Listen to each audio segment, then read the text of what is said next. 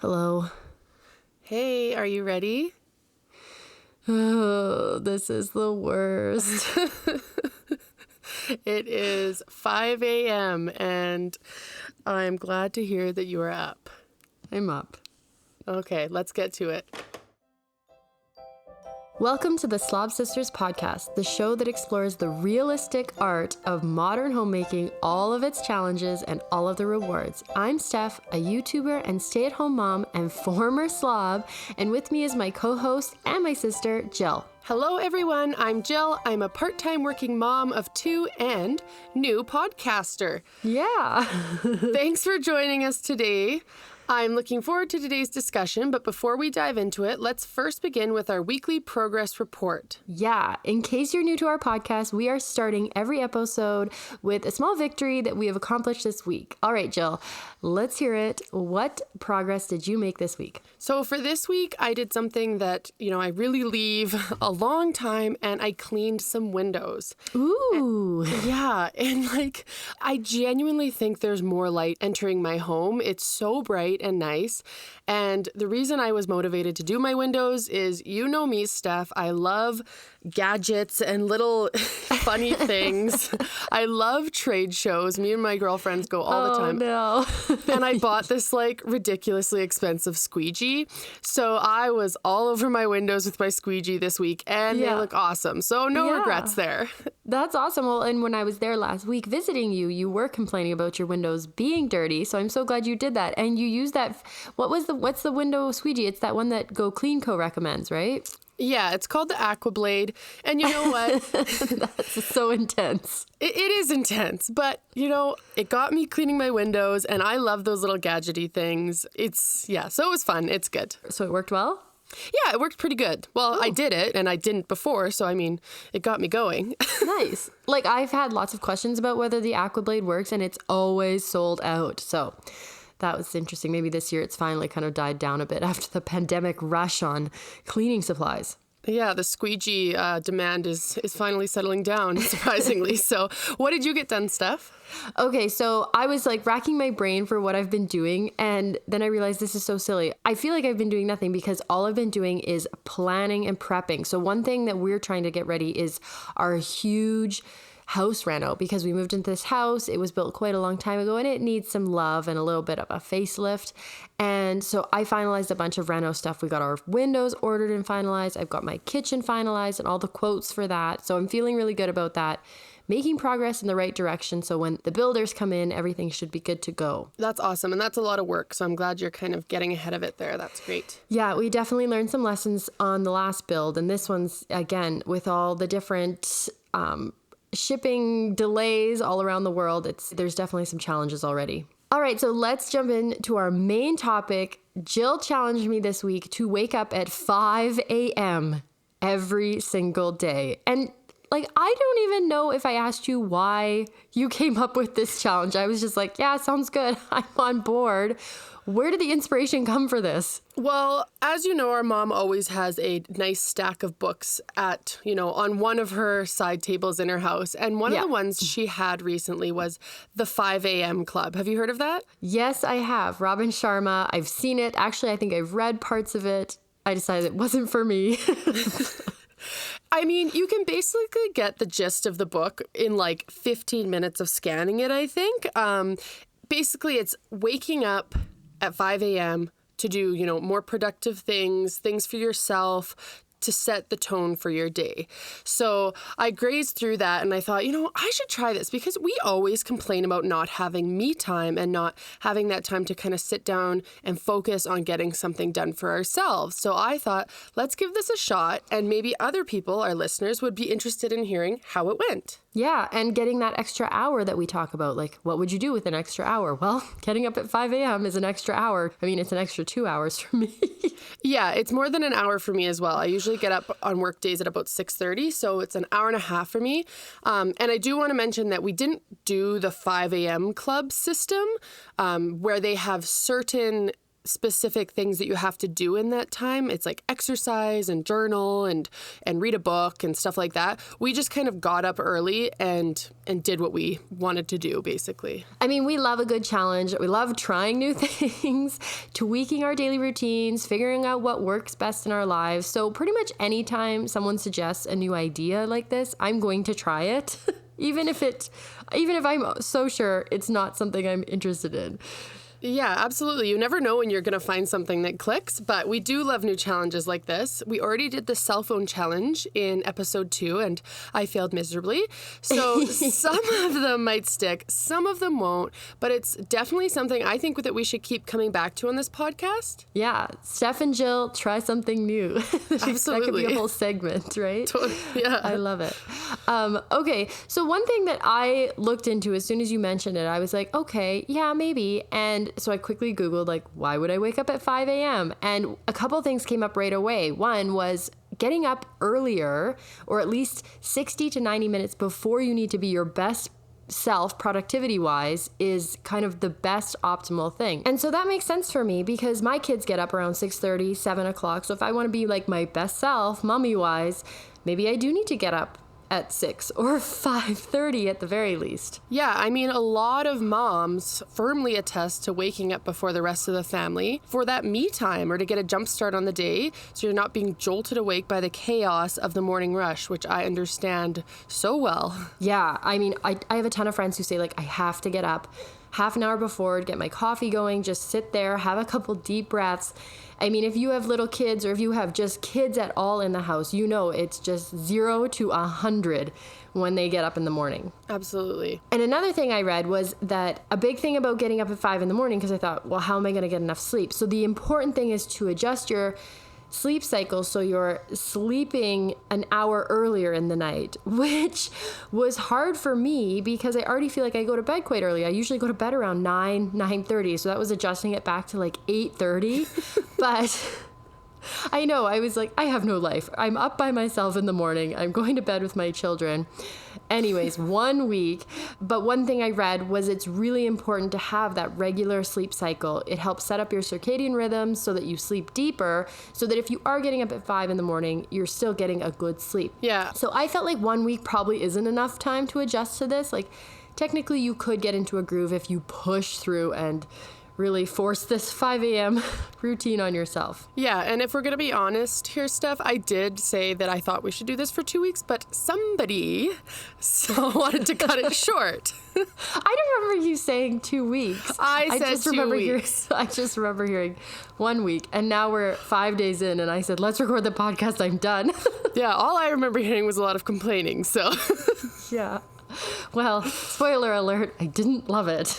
Okay, so let's just see. Overall, how did your week go? Did you rise to the challenge and did you get up at 5 a.m. every day? Okay, so I actually kept notes because I was like in such a fog. I got up at 5 a.m. 3 of the 5 days. Every other day.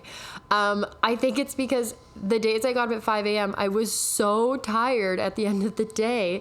I needed to sleep in. Like, my alarm went off for 5 and I was just like, it's not happening. I am not getting up. And then I slept into my usual 7 a.m. wake up time. And then those days overall were better. So yeah, I got up at 5. Every day I did a little bit of work on my computer. Well, not a little bit, actually. I got a lot done, but I didn't exercise. I didn't even make a coffee. I just kind of like pounded out a bunch of work that I've been procrastinating on. So that was really nice to get that done. Yeah, that is really nice. How about you? You did better than me, I know. Yeah, I did. And I think the only reason I did better is because I set up some accountability partners. So I was lucky enough to have some neighbors join me for a 5 a.m. morning walk every day. Yeah. And one of them has a baby. I was like, girl, what are you doing? I know. We also were doing a bit of a steps challenge this week, so they were happy to get out and get some walking done in the morning.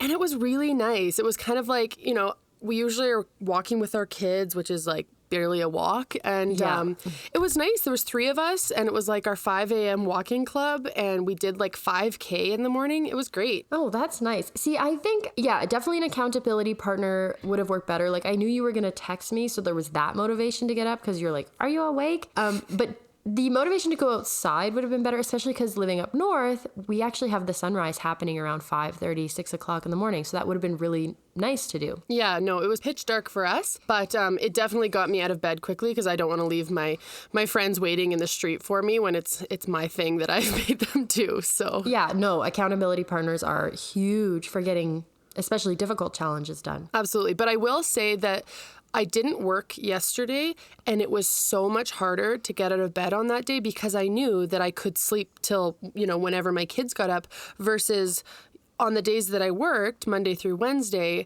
I felt like, okay, well, I have to get up anyways for work in an hour and a half. So it's just, getting me started a bit earlier. So I can see how it would be harder for you because, yeah, that day yesterday was just like, oh, come on. Like, Yeah, well, and my husband takes care of our kids in the morning. He gets them up and gets them going with breakfast because he likes to get up early, and he has a 3-minute miracle workout that he does, patent pending, says he.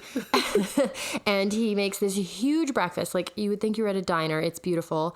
And then he gets our kids breakfast. And so I sleep till 7. And then usually he comes and wakes me up and says, I've got to go to work now. Time to get up. And I'm like, okay. It's very, very luxurious. And I totally get that not everybody has that in their lives. But for me, it does help me get that sleep. And as I've mentioned before, and as he is very much aware, Stephanie with a lot of sleep is a good Stephanie that we all want. fair enough. Yeah. So what were the major pros and cons you saw through the challenge? Okay, so pros were getting a ton of work done, like a ton. Uninterrupted work. Pros, I guess, yeah, just that uninterrupted block of time where I could do whatever I wanted. That was a huge pro. If you feel like you have something you just cannot get done, this is maybe the thing to look into because it was awesome. Like, I wasn't tired by the end of the day. Like, I could have done this at night after my kids go to bed, but I'm not feeling it. So this was like early. I was motivated. Yeah, tons of stuff. Cons, I was so exhausted by like the afternoon. I could barely drag myself through the end of the day. So cons were I just didn't feel like I got enough sleep. And as we mentioned, that could come with time and with establishing a really good schedule.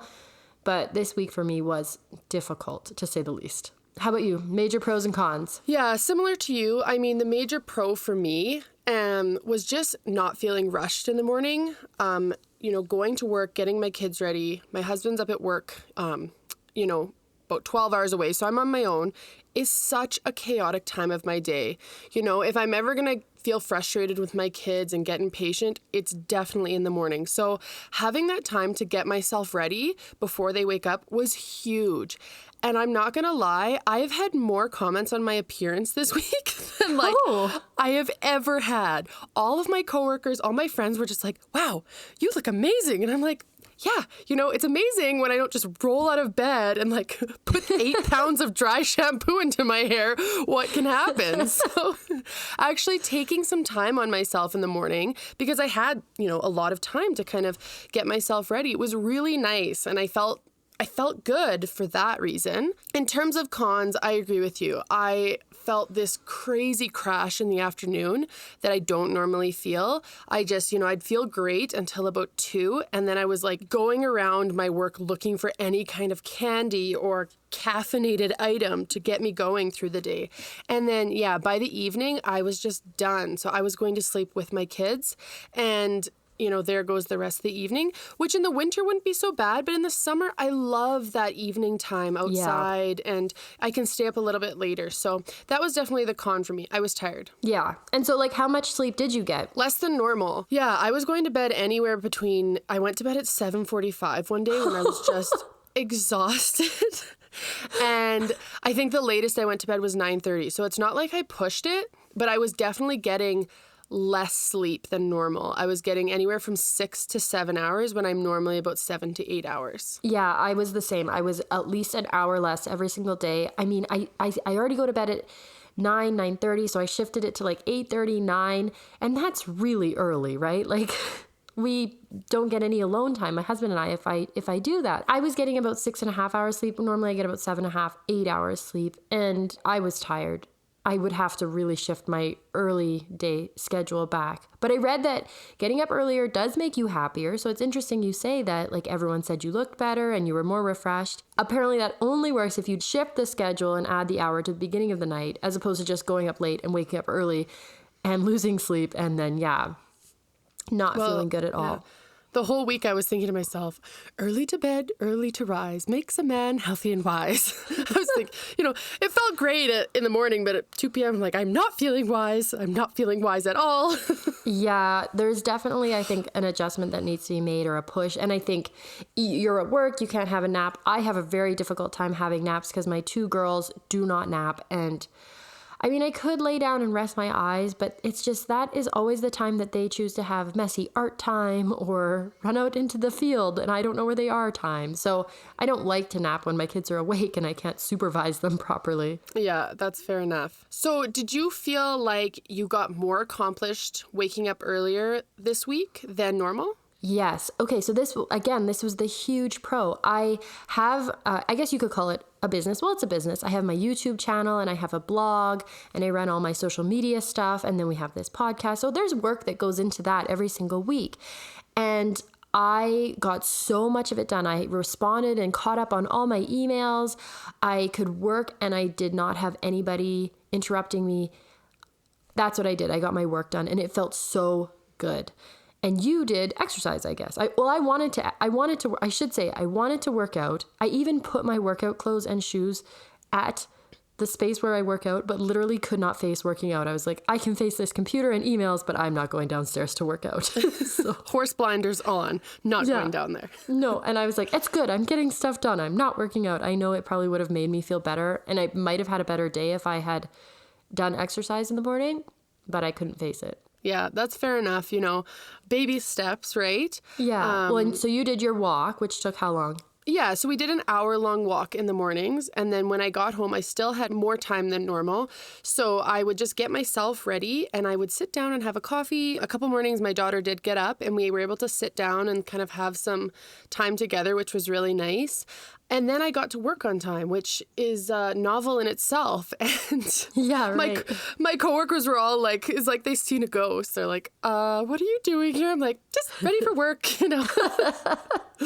So I did that as well. And I even got gas on my way to work. So that was pretty exciting for me because I don't think I've ever had time to stop and get gas on my way to work. You had extra time. I did. Yeah, I did. So that's kind of what I did. I just took my time getting ready, having a nice shower and, getting myself ready for the day. Nice. And so that's one thing that we talk about a lot, the podcast is new, but we talk about it a lot and we're going to talk about it a lot on this podcast is finding me time when you're a homemaker or stay-at-home mom or a mom that's working or just anybody in this busy, busy world. So did it feel like me time, getting up early and having that time to yourself? Did it feel like me time or did you feel like you were kind of still scheduled out? Yeah, I don't know if it felt like me time because the options were a little bit limited at 5 a.m. because, my house is designed, it's a bungalow, so I can't really be noisy. I can't, get my kitchen clean or do some cooking or, go out and outside and do some things. Whereas in the evening, I feel like I've got a little bit more freedom to do that. I don't know why. So it did feel nice to get out with my girlfriends in the morning and do that and stuff like that. But I don't know. It was a different kind of me time, I guess. Yeah. It's funny that you say that because getting ready for work and stuff doesn't feel like me time for you. Whereas my YouTube channel and the work that I do is my me time. It's my time to connect with the adult world. And so, yeah, it felt like majorly productive, uninterrupted me time, right? I got everything done that normally I'd be trying to squeeze in throughout the day with my kids running around. And it's always awful because I'm trying to write an email and they're like, Mom, read me a book. I'm like, just 1 second. I have to finish this email. So I had that all done. And then I was able to be a better mom. I mean, now that I'm talking through it, I can really see the perks. But like my husband said, maybe getting up at 6 a.m., that still gives me an hour versus getting up at 5 a.m. where I was dead tired. I know. That's kind of what I have kind of come to the conclusion of is I definitely think I want to move towards waking up a bit earlier just to not feel so rushed and give myself that time to get ready myself before my kids get up. But 5 a.m. was a little bit excessive, I think. I was finding myself kind of like pacing around in the morning. So, and once you got a routine going, I'm sure that would be better. But I agree. I normally get up at about 6:30. I feel like a 6 a.m. kind of thing would be good for me. Yeah, I think the routine with the 6 a.m., because I have in the past gotten up at 6 a.m. and done a workout for about a half an hour. And then usually my kids are starting to get up. If they know I'm up, then I'm fully in it. Whereas even when I was like locked in my little office doing my work, they didn't even know I was awake yet. So I could kind of get that extra time. And I used that full 2 hours. So I had an extra 2 hours to get stuff done. I did feel like the last day I was all caught up in my emails, so I couldn't have filled 2 hours. I was definitely behind and now I'm caught up. So I think I probably should be doing a bit of a workout or something if I'm going to continue this routine. Yeah. So fun, not very fun challenge. Jill, thank you for the suggestion. I mean, it was really interesting. And now I know, like, if I'm ever in a crunch with work stuff, I would definitely bring this into play. Just hit the hey an hour earlier, get up an hour or two earlier, and just be able to get through so much rather than having to, get my kids to like watch TV so I can get stuff done. And I just love the idea of these mini challenges and trying new things because you never know what might work. And I definitely did learn something. So listeners out there and subscribers of our podcast, please send us your suggestions of mini challenges, things that you've always wondered if this actually works or helps. Yeah, we love hearing what you think and seeing the comments. So please be sure to leave one for us. Perhaps we'll be doing more podcasts at 5 a.m. because we always are looking for time, uninterrupted time to record these when our kids aren't screaming in the background. So this worked out really well for us. So who knows if we may be recording let's clarify that it's 5 a.m. for you. I got up at 4:30 because we're on a time difference. This is true. It is now 6 a.m. for me and just like, 5 a.m. for you. Let's do it again. I'm like, never again. I mean, we could definitely record in the morning. This is great. But the 4:30 wake up was even worse. So I would like to get an extra gold star for getting up at 4:30 this morning. That's definitely bordering the line of middle of the night and not quite morning. So yeah, it felt like middle of the night. Okay, great topic, Jill. You know what time it is. Funny story time. Absolutely. So this is one of our favorite parts of the podcast. Every week, we each take turns sharing a funny story. Steph doesn't know what I'm going to say and vice versa. So it is my turn this week. So for this funny story, it's funny, embarrassing, and all around just not something I'm proud of, but I can't wait. Definitely entertaining for others. My sister sometimes, feels like I borderline saying inappropriate things on here, which this one might be, but well, we're still gauging the audience because I feel like there's certain things I would say and wouldn't say on YouTube, but podcasts, there's definitely a little bit more of a relaxed vibe, and we're finding our way in this world. But we're always going to keep it clean so you can listen with your kids. Was that a hint for me? Well, was it? Are we keeping it clean? Do we need to give a warning? No, it's good. It's good. Okay. So this funny, embarrassing, shameful story was on April 28th, 2015. Oh, the reason... precise. Yeah, the reason I can be so specific is because I can still easily find the related news article on Google. So some friends and I were at a sports bar in the far north suburbs of Calgary watching the Flames in the playoffs. They'd had a huge win. And so after the game, we saw on the news that downtown Calgary was just crazy and alive with fans, and the streets were full of people everywhere. So I wanted to get down there so badly. It's not very often that the Flames do so well, so it was something I wanted to experience. Oh my gosh, I think I know what story this is. Okay, so carry on. we couldn't get a cab. Calgary's usually bad for cabs, but especially during, playoff times, things like that. So we couldn't get a cab. And there was no Ubers then? Or no, barely? At this point, there was no Ubers. You couldn't book a cab on your phone. You had to actually phone like an operator. Oh, we've come so far. We have, yes. So we leave the sports bar and we're standing outside thinking, like, what are we going to do? How do we get downtown? And there was a huge party bus of girls leaving. So I grabbed my friend and I said, let's go over there, see if they're going downtown. Like, that's where everyone's going. So I will say, in the driver's credit, he did say, do not get on this bus. But I assumed he was just not happy with us getting a free ride. So we got on, and those girls were more than happy to have us and said they were going downtown. Do not get on this bus.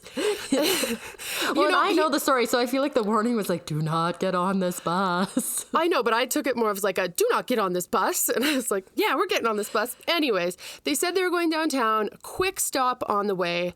I would definitely say, and I don't know if you agree with me, I'm on the more trusting side of people generally.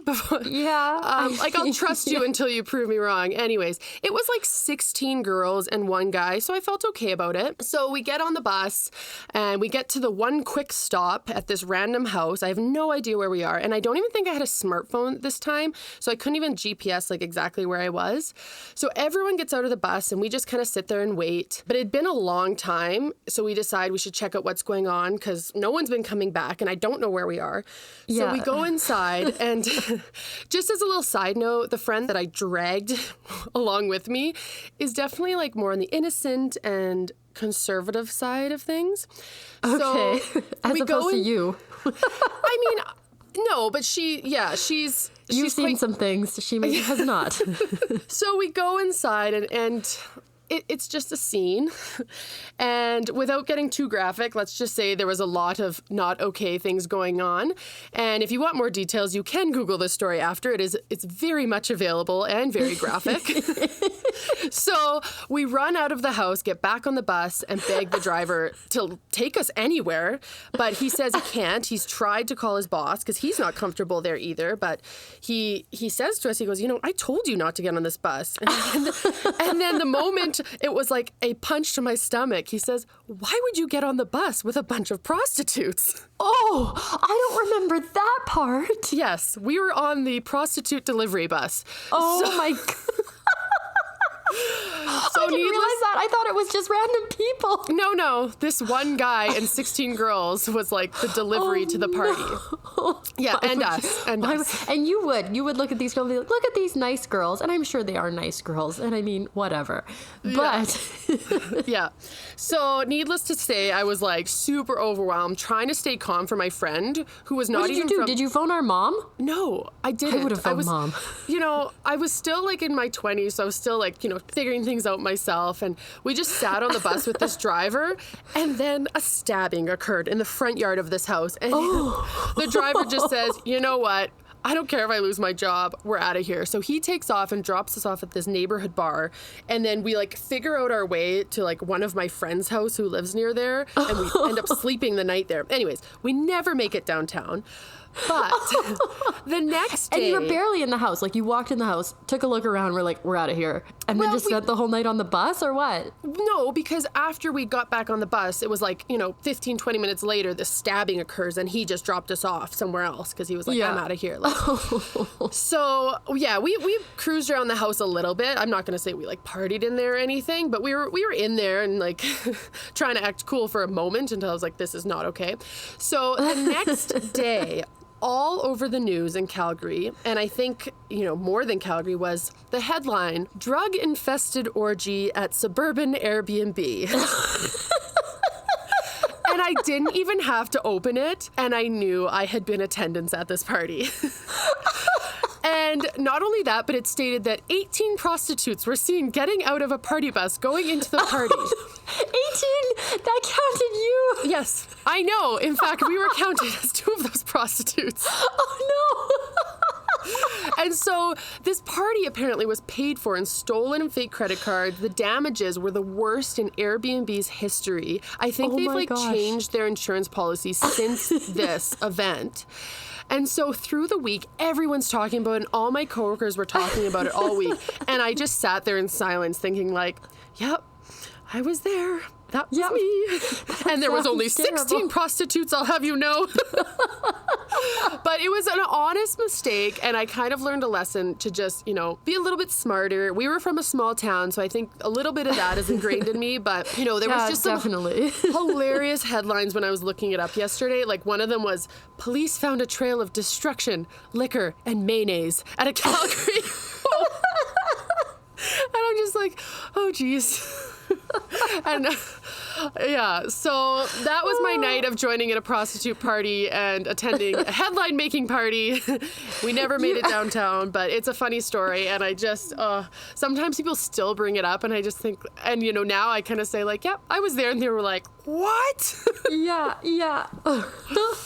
That's amazing. I remember that happening, and I think you've told me it a couple times, but I didn't remember all the details. That's amazing. You are way too trusting. We are from a small town where getting in a random car with strangers, and if they said they were going somewhere, seems like a perfectly fine idea. I'm sorry. Yeah, and I feel like lesson learned. I wouldn't get on a now. party bus with 16 men. I was like, oh well, it's a bunch of girls, and really like. They were fine, but yeah, retrospect, wouldn't do it over again, but hey, we're okay, and that's what matters. I saw some things that will never leave my mind, but Oh, that's a great one. I feel awake now. Yeah, there you go. Thank you for that, Jill. Thank you, everyone, for listening in to the Slob Sisters podcast. Make sure to subscribe and leave a comment with any suggestions or just some helpful feedback that you have for us. We are loving doing this podcast. It's been so much fun, and we've just really gotten some good feedback. So help us keep it going with your comments and your likes and subscribes. Absolutely. It's been great, and I'm assuming you're going back to bed now, Steph? Yeah, it's 5:30 now, so I'm going to go back to bed. Well, I don't know, that laughing really woke me up, so maybe I'm awake now. We'll see. I'll let you know later today. Sounds good. All right, everyone. Thanks a lot for joining us. All right, talk to you soon. Bye. Bye.